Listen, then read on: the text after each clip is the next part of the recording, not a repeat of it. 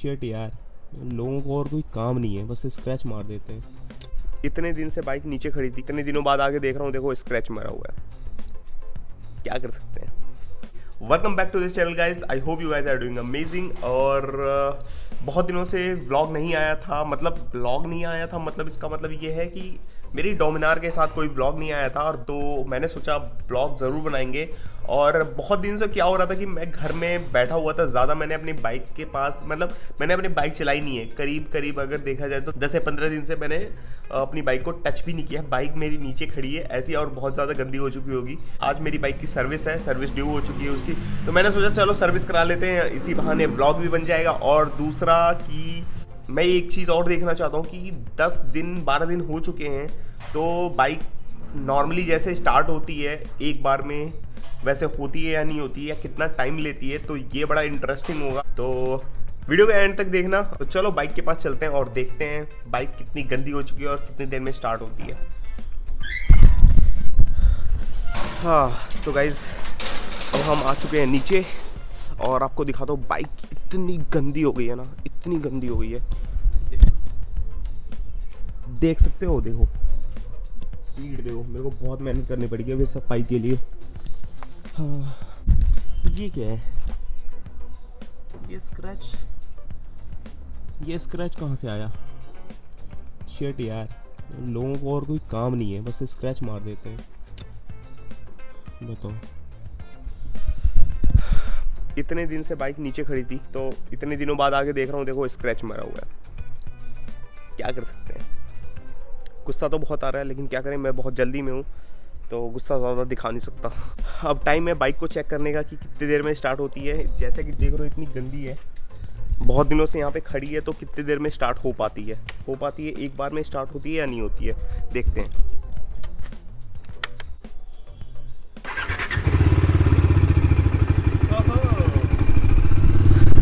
तो देखा आपने, बाइक एक बार में स्टार्ट हो गई, एक बार में। मज़ा यार, मज़ा बांध दिया इस बाइक ने। 10 से 12 दिन हो गए हैं मुझे, तो 12 दिन में ऐसे स्टार्ट हो रही है, तो अल्टीमेट है, मस्त। अब मैं इसकी सफाई कर लेता हूँ थोड़ी।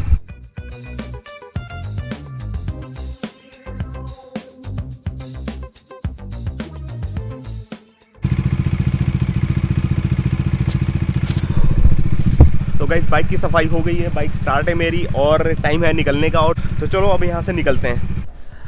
आज सुबह से ब्लॉग शूट करने पे लगा हुआ है ये शिवम, और बेचारे ने गलती कर दी, गोप्रो का ना अपना स्लो मोड ऑन कर रखा था, वॉइस भी नहीं आई और सारी वीडियो स्लो मोड में आ गई, और अब बेचारा मुंह फुला के बैठा हुआ है इधर।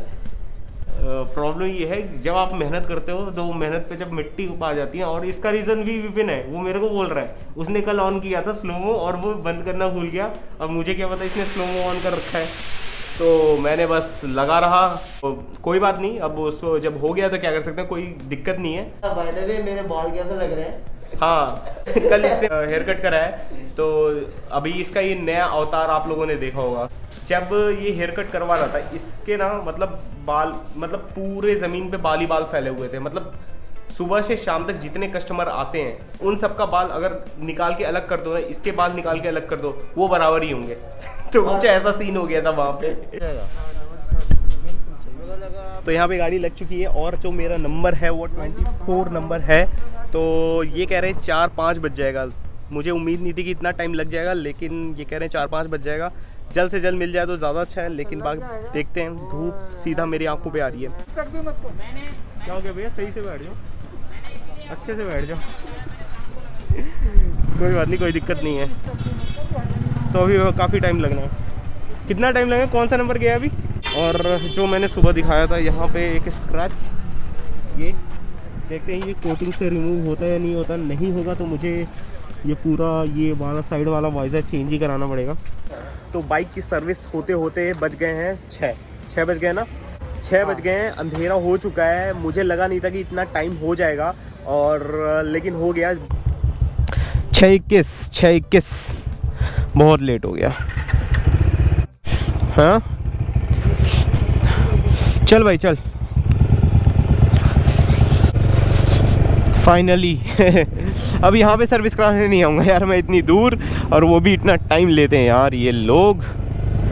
वैसे अक्षय ने मुझे ये जगह रिकमेंड की थी कि भाई यहाँ जा बहुत अच्छी सर्विस होती है, इसलिए मैं आया था। अदरवाइज़ मैं तो वहीं केडी बजाज पे ही जाता था, और बताऊँ तो केडी बजाज ज़्यादा अच्छा है।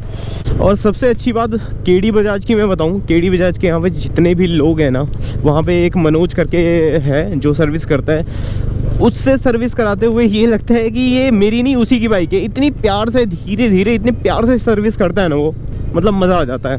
यहाँ तो मैं अक्षय की वजह से आ गया था, अक्षय ने कहा था कि यहाँ जा, यहाँ पे अच्छी सर्विस होती है, that's why I came this side. But मेरे को इतना ज़्यादा मज़ा नहीं आया। और यार एक चीज़ का मूड तो बड़ा मेरा ख़राब हुआ कि जो सुबह सुबह मैंने व्लॉग स्टार्ट किया और इतने अच्छे शॉट्स आए थे ना, इतनी अच्छी, मतलब जब मैं रोड पे निकला था मैंने बाइक भगाई, बहुत अच्छे अच्छे शॉट आए, लेकिन प्रॉब्लम वही होगी जो कि मैंने आप लोगों को बताई। तो मेरा इस वजह से मूड भी ख़राब हो गया था कि रहना तो छोड़ो, नहीं करने मेरे को व्लॉग, मन बिल्कुल बंद करने वाला था।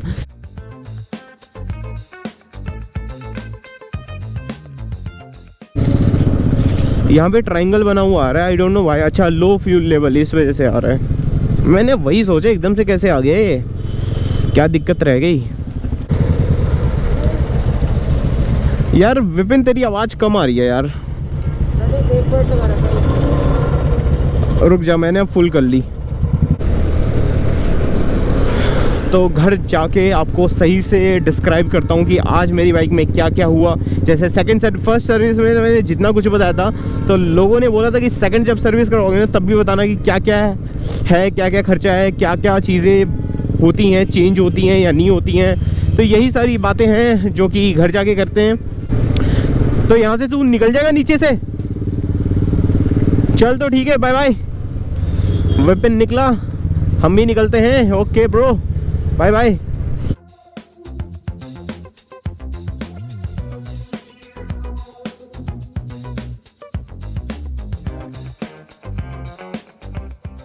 ओ तेरी की, उस साइड देखो कितना ज्यादा जाम लगा हुआ है, मतलब ट्रैफिक देख रहे हो उस तरफ का, हाँ हद।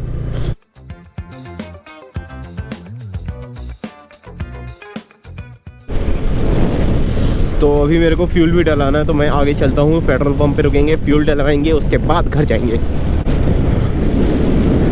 चंदा मामा भी निकल गए हैं अच्छी तरह से, एकदम गोल बने हुए चंदा मामा निकल गए हैं।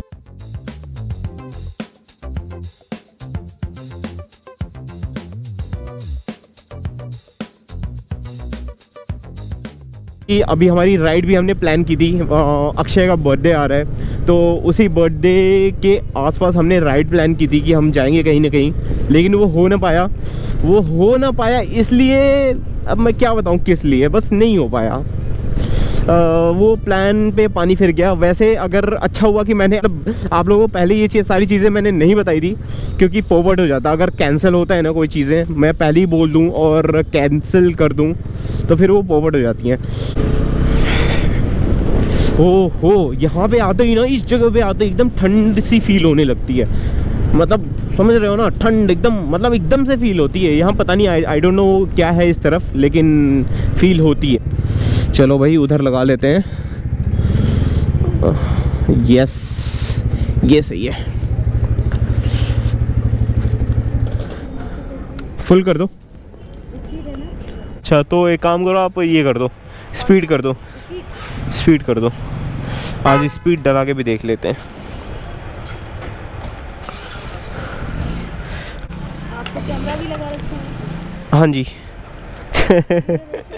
हाँ 0 है, थोड़ा इसमें ध्यान देना पड़ता है, एकदम से आ जाता है। कोई नहीं, मैं ध्यान दूंगी, स्पीड डाला है ना। हाँ फिर बाद में आप कहने लगो इतना कैसे आ गया। पेमेंट कार्ड से करेंगे क्या? कार्ड से देखिए आप। हाँ ठीक है 8.13 आया है 689.59 का, 8 लीटर।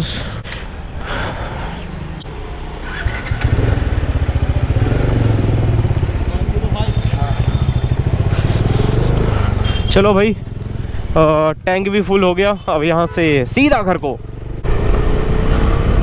आज मैं कैमरे को बंद ही नहीं करूँगा, मेरा पूरा कंटेंट खराब हो गया। सुबह सुबह घर पहुँचूंगा तभी बंद होगा।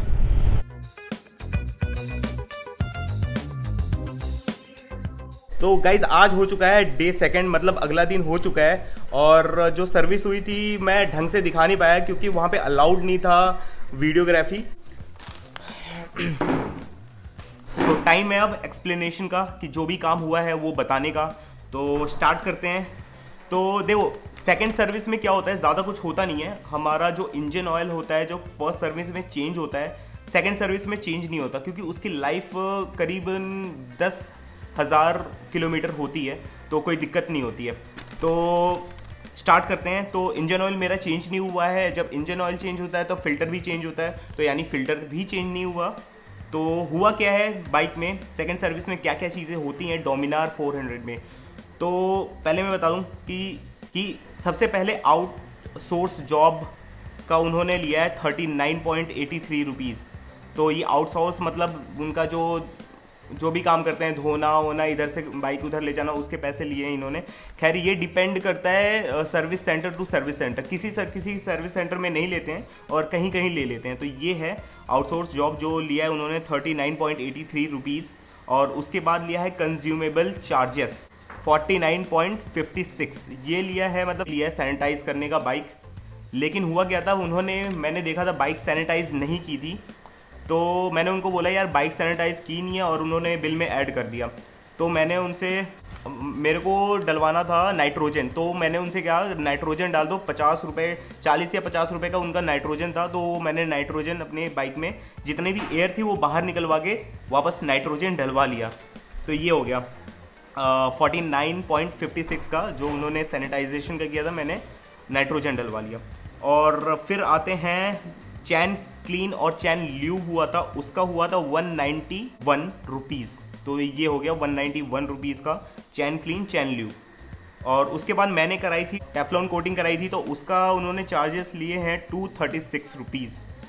तो ये सारा काम हुआ था। और एक और काम हुआ था, जो मेरी बाइक का जो साइलेंसर था, जैसे आपने पुरानी वीडियोस देखे होंगे तो उसमें क्या था, साइलेंसर मेरा बाहर की तरफ आ जाता था। उसमें से जो क्लैंप था ना वो लूज़ था बहुत, तो बाहर आ जाता था। और क्लैंप जो लगता है उसके नीचे एक कवर होता है, वो पूरी तरह से जल चुका था। काश मैं वो दिखा पाता, लेकिन मैं दिखा नहीं पाया तो क्योंकि वीडियोग्राफी वहाँ अलाउड नहीं थी। तो ये सीन था। तो क्लैंप लगाया, तो क्लैंप का जो चार्जेस लगे थे वो 178 रुपीज़ ये हो गया क्लैंप का। और साथ में गैस्केट मफलर प्राइमरी जो क्लैंप लगता है उसके नीचे कवर करने के लिए, उसे कहते हैं गैस्केट मफलर प्राइमरी करके, तो वो लगा था।